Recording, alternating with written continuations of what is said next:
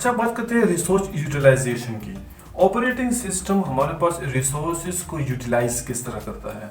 जिस तरह कि हम कहते हैं कि अगर हम यूज़र की बात करें तो यूज़र क्या कहेगा, यूज़र कहेगा कि मुझे क्या चाहिए, ईज ऑफ यूज़ चाहिए, कि सिस्टम जो कुछ भी करे लेकिन मुझे जो रिसोर्सेज चाहिए वो मुझे अवेलेबल होने चाहिए ताकि मैं आसानी से अपना काम परफॉर्म कर सकूं।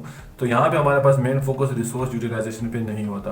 लेकिन जब हम इससे हायर जाते हैं, हायर लेवल पे अगर हम जाते हैं, फॉर एग्जाम्पल मेन फ्रेम पे हम जाते हैं, तो मेन फ्रेम में हम क्या कहते हैं, मेन फ्रेम में हमारे पास बात होती है कि हम मैक्सिमम रिसोर्सेज को यूटिलाइज कर लें।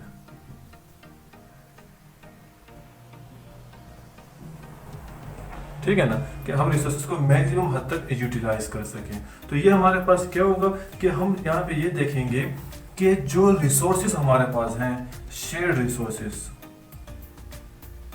रिसोर्सेज हमारे पास जो होते हैं सिस्टम में, तो उसको हम किस तरह अच्छे तरीके से कंट्रोल कर सकें।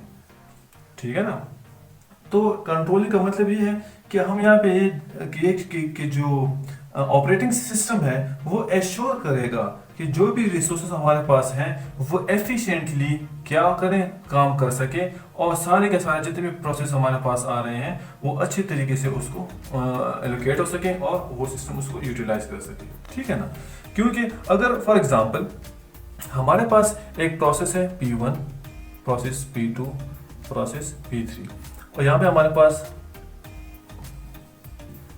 रिसोर्स है रिसोर्स 1, रिसोर्स 2। ठीक है ना, तो ये जो प्रोसेस 1 है ये R1 को यूज कर रहा है। ठीक है, इसने रिक्वेस्ट की और R1 इसको एलोकेट हो गया। क्लियर। फिर इसने क्या किया कि साथ ही साथ इसने R2 को भी रिक्वेस्ट भेजी और ये इसको साइन हो गया। और क्या हो रहा है कि जो ये हमारे पास पूरा का पूरा ऑपरेटिंग सिस्टम जो चल रहा है यहाँ पे, ये ऑपरेटिंग सिस्टम क्या कर रहा है, इस प्रोसेस 1 को बार बार रिसोर्स दे रहा है, और यहाँ पे जब ये रिक्वेस्ट भेजता है तो ये भी क्रॉस हो जाता है, जब ये रिक्वेस्ट भेजता है तो ये भी क्रॉस हो जाता है। तो आप खुद देख लें कि यहाँ पे कोई फेयर शेयर नहीं हो रहा, क्योंकि सिस्टम ऑपरेटिंग सिस्टम यहाँ पे कोशिश कर रहा है कि बार बार मैं प्रोसेस 1 को ही रिसोर्सेज देता जाऊँ। तो ऑपरेटिंग सिस्टम यहाँ पे ये एश्योर करेगा कि नहीं, ऐसा नहीं होगा।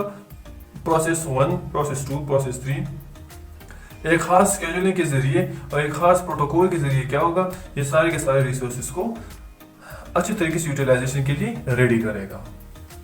तो जो यूटिलाइजेशन हमारे पास यहाँ पे जो बात होती है, हम यहाँ पे ये कहते हैं कि ये हमारे पास एज अ परसेंटेज मेजर होगा। परसेंटेज मेजर इस तरह होगा कि हम कहते हैं कि हमारे पास ये एक रिसोर्स है R1, ठीक है, और इस R1 को क्या हुआ है कि इस R1 को हमने टाइम स्टैम्प दिया है, हमने इतना टाइम स्टैम्प दिया है। ठीक है, और ये प्रोसेस P1 है, ये प्रोसेस P1 इस R1 को यूज कर रहा है। अब देखें, ये पूरा पूरा 100% अवेलेबल है, 100% रिसोर्स इसको दिया गया, टाइम दिया गया ताकि ये प्रोसेस P1 क्या करे। इसके लिए ये जो सेगमेंट है, फॉर एग्जांपल अगर हम इस तरह बात कर लें तो ये मेरे पास क्या है, ये मेरे पास 5 सेकंड का टाइम है। ठीक है, दूसरी 5 सेकंड के लिए मेरे पास क्या होगा, दूसरे 5 सेकंड के लिए मे भी यहाँ पे यही R1 जो है ये किसी और के लिए अवेलेबल हो जाएगा।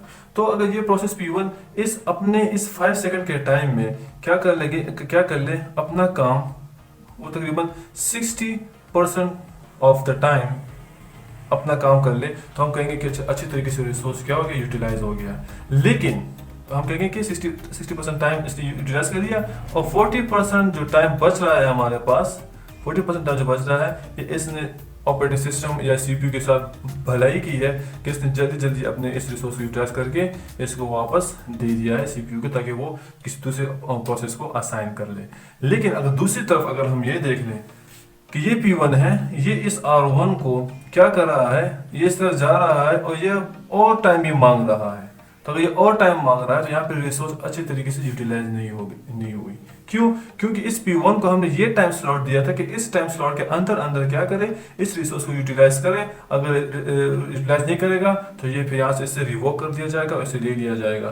तो फिर इससे प्रॉब्लम क्या क्रिएट हुआ? प्रॉब्लम ये क्रिएट हुआ कि जो ऑपरेटिंग सिस्टम हमारे पास, हम जो ऑपरेटिंग सिस्टम की बात कर रहे हैं, ये ऑपरेटिंग सिस्टम इस रिसोर्स को अच्छी तरीके से इसने यूटिलाइज नहीं किया, किसके लिए, P1 के लिए।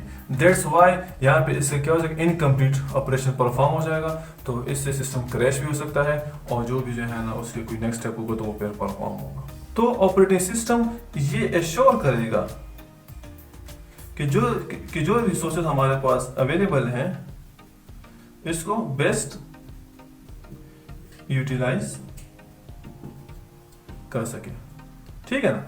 तो ये ऑपरेटिंग सिस्टम का काम ही है, ये इसके स्पेसिफिकेशन में मैं कैरेक्टरिस्टिक में कह सकता हूँ कि एज ए कैरेक्टरिस्टिक है रिसोर्स यूटिलाइजेशन इस ऑपरेटिंग सिस्टम।